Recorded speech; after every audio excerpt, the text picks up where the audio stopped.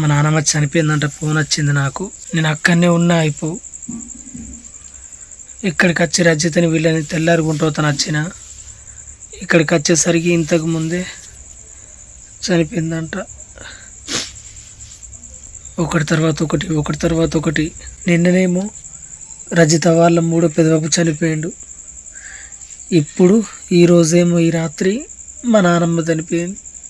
ఏమైందో ఏమో అస్సలు అర్థమవుతలేదు. ఒకటి తర్వాత ఒకటి పిచ్చి లేస్తుంది మాకైతే. ఎందుకు ఇట్లా అవుతుంది?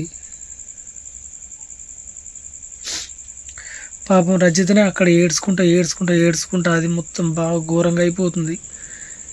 ఇప్పుడు మళ్ళీ ఇట్లా ఇంకా దానికి చెప్పలే. నేను చెప్తే మళ్ళీ ఇంకా ఇక దానికి దీనికి ఇంకా ఎక్కువ పెడతామని చెప్పలేదు. నేను ఒక వీడియో పెట్టినా కదా, ఇట్లా మా అవ్వని ఇట్లా ఇంటికి తీసుకుపోతున్నాం, డాక్టర్లు చేతులు ఎత్తేసిరని. అది అట్లా అనుకునే ఉన్నది. ఫోన్ చేసింది, ఇప్పుడు ఎట్లుంది ఏం కథ అని.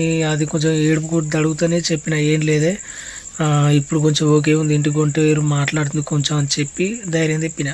అందుకే రాత్రి ఏం చెప్పాలి ఏం చెప్పాను. నేను ఇక పొద్దున్నే ఇంటికి పోయి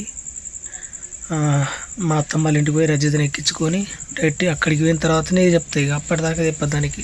ఇప్పుడు ఒక్కనే ఉన్న, ఇంట్లో ఎవ్వరు కూడా లేరు. అమ్మ తమ్ముడు అయితే అలా అక్కనే ఉన్నారు. ఇక్కడ వదిన జాను అందరం ఇక్కడ మేము ఉన్నాం. కానీ ఇంటికాడైతే నేను ఒక్కనే ఉన్నా. ఇప్పుడైతే మీరు అన్నట్టుగా ఏదో జరిగింది. అది మరి దిష్ట తెలుతలేదు, ఏమైంది ఏందన్నది కూడా తెలుతలేదు. ఏదో జరిగింది జరుగుడైతే ఖచ్చితంగా. అట్లా లేకపోతే ఇవన్నీ ఎందుకు జరుగుతాయి ఒక్కటి తర్వాత ఒకటి? ఒకసారేమో జాను గణలోకి వెళ్ళి బయటపడ్డది, ఇది చున్ని కోసుకపోయి. అది రెండవదేమో ఇప్పుడు మా చెల్లికి అట్లా అయింది. మూడోదేమో రజిత వాళ్ళ మూడో పెదబాబు అయినా చనిపోయిండు. నాలుగోదేమో ఇట్లా మా నాన్నమ్మకి యాక్సిడెంట్ అయ్యి అట్లా ఇట్లా అని చెప్పని ఈరోజు ఇట్లా చనిపోయింది. అసలు ఏంది సీరియల్ ఇప్పుడు ఎంత ఒక 15 రోజులలో ఇదంతా జరుగుడు. ఇక అమ్మ అయితే తట్టుకుంటలేదు. ఫోన్ చేసి ఏడ్చుడు మీద ఏడ్చింది మా అమ్మ అయితే. ఘోరంగా ఎడుతుంది మా అమ్మ అయితే. ఎన్నని తట్టుకుంటుంది పాపం, ఎన్నని తట్టుకుంటుంది. ఒకటా రెండా అన్నీ పెద్ద మళ్ళా ఎడ తట్టుకుంటుంది. అమ్మ పాన లెక్క చూసుకుంది మా నానమ్మని. మా నాన్న మధ్య అక్కడ మా ఇంటికాడ ఉన్నప్పుడు మా నానమ్మని బెదిరించి చేసి తిట్టి మా ఇంటికి రాకు, నువ్వు అవసరం లేదు, మా ఇంటికి అడుగు పెట్టడం అవసరం లేదని చెప్పని మా నానమ్మని బెదిరించిండు బాగా. ఇంటికి వస్తే తిట్టి పంపించిండు ఒకసారి. అప్పుడు మా అమ్మ ఏం చేసేది తెలుసా? మా నానమ్మకు దొంగసాటుగా అన్నం కూరలు వండుకుంటా మాతోని సాటు నుండి పంపించు. ఒక్కొక్కసారి నానేటన్నా పంచదలు కట్టి పోతే ఇంటికి పిలిపించుకొని తినబెట్టి పంపించేది. అంత ఇష్టంగా చూసుకుంది. ఎందుకంటే ఇట్లా ఇష్టంగా చూసుకుంటే తర్వాత నాకచ్చే కోడలు కూడా నన్ను అట్లా చూసుకోవాలి, తర్వాత సాలు ఉంటుంది అని చెప్పి అట్లా చూసుకుంది మంచిగా. నాకు ఒకసారి గ్యాప్ వచ్చిందంటే వచ్చి ఫస్ట్ నుండి పడితే అయిపోయేదాకా ఇంటికి వెళ్ళేదాకా మాతోనే ఉన్నది. ఇంకా మా నాన్నన్న రాలేదు కావచ్చు, కానీ మా నాన్నమ్మ అయితే వచ్చి స్టార్టింగ్ హాస్పిటల్ నుండి పడితే ఇంటికి డిశ్చార్జ్ అయ్యి ఇంటికి వెళ్ళేదాకా ఎమ్మనే ఉన్నది మాకు. ఇంకా మా నాన్నన్న చుట్టమే వచ్చినట్టు చచ్చిపోయింది. కానీ మా నాన్నమ్మ అయితే మాకు ఎప్పుడు ఇలాంటివి ఆపదలలో ఇవ్వనని ముందుకు వచ్చేది. మాకేమన్నా ఆపదలు వచ్చినా ఏమన్నా జరిగినా కానీ అస్సలు తట్టుకోకపోవు. ఏడుసు బాగా మంచిది పాపం, బాగా కొట్టుకుంది. మస్తు నరకం చూసింది హాస్పిటల్లో అయితే. తల్లడిల్లిపోయింది. మేము అక్కడ ఉండి చూస్తుంటే మాకే గుండెలు వలిగిపోయేంత అవుతుంది. కొట్టుకుంటుంది. ఇటు మేసలు అత్తలేదు ఒకటే కాడ. ఇలా పాపం ఇంకా మళ్ళీ కానీ ఇంకోటి ఇస్తే అలా నడుము బొక్క ఉడిరిగిందట మొత్తం. ఇట్లా వెనకకు నడుము బొక్క ఇరిగాయి, ముందట ఇటు బొక్కలు ఇరిగినాయి, తలకేమో అట్లా, చేతికేమో అట్లా ఇరిగాయి, దవడకేమో అట్లా ఇరిగాయి.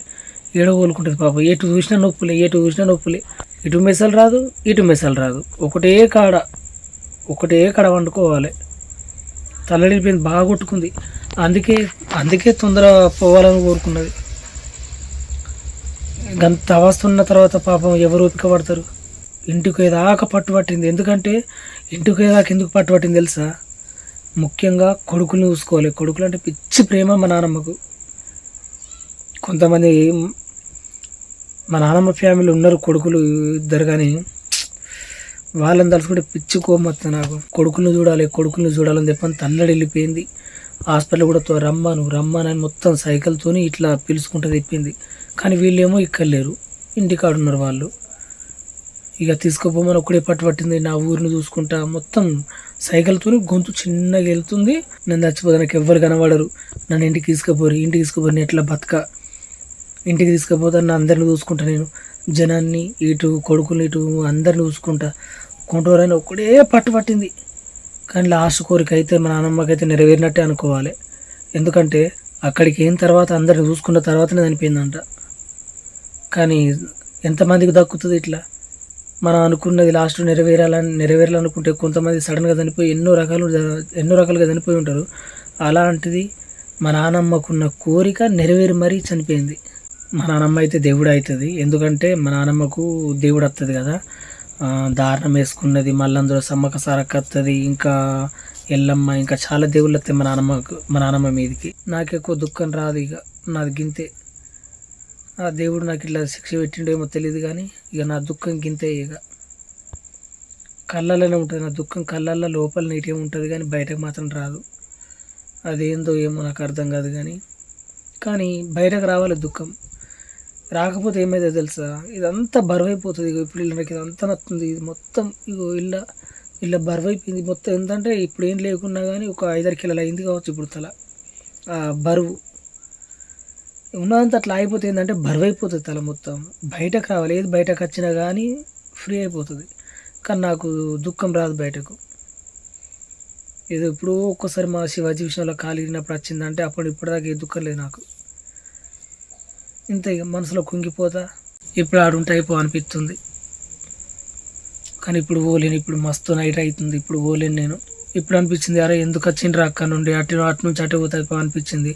కానీ రజతని వీళ్ళని ఎక్కించకపోతాను వచ్చిన నేను. ఇంటికాడికి వచ్చి ఇంకా అన్ని సామాన్లు అక్కనే విడిచిపెట్టిపోయినా నేను. అవన్నీ మంచిగా సదిరి ఇచ్చేసి పోయి రజతని వాళ్ళని ఎక్కించుకొని పోయి అటు పోతాను అనుకున్నా. కానీ ఇప్పుడు ఎందుకు వచ్చిందా అనిపిస్తుంది. నేను కొట్టుకుంటుంది, ఇప్పుడు మనసంతా కొట్టుకుంటుంది. ఇప్పుడు నేను పోవాలి అక్కడ చూడాలి అని కొట్టుకుంటుంది, కానీ పోలేని పరిస్థితి అయిపోతుంది. పొద్దున పోతాయి. ఇక నేను రజతం తీసుకుని పొద్దున పోతాను నేను ఇక. కానీ ఇప్పటిదాకా తల్లి వెళ్ళిపోయిన బాగా ఒక్కనే ఉన్నా కదా, మొత్తం ఘోరంగా అయిపోయింది. అసలు ఏం జరుగుతుంది మొత్తం నాకే అర్థమవుతుంది, పిచ్చి లేసిపోయినా.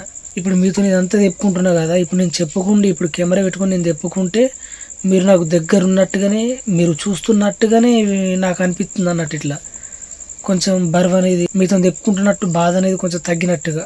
వీలైతే రేపు అక్కడికి అయిన తర్వాత తీసే ప్రయత్నం చేస్తా. ఎందుకంటే మీరు కూడా ఎట్లా జరుగుతుంది ఏ కదా అని అనుకుంటారు కదా, వీలైతే తీస్తా. ఇక వీలు కాకపోతే ఇట్లా తీయలేను ఇక, ఎందుకంటే తీసే పరిస్థితి అది అనిపించలేదు. ఆ టైంలో ఎట్లుంటున్నామో ఏమో నాకు అర్థం కాదు, కానీ తీయగలుగుతా ఇట్లా తీస్తా. వీలైతే లైవ్ పెడతా, చూస్తాం మరి. లైవ్ అయితే పెడితే బెటర్. ఓకే మరి.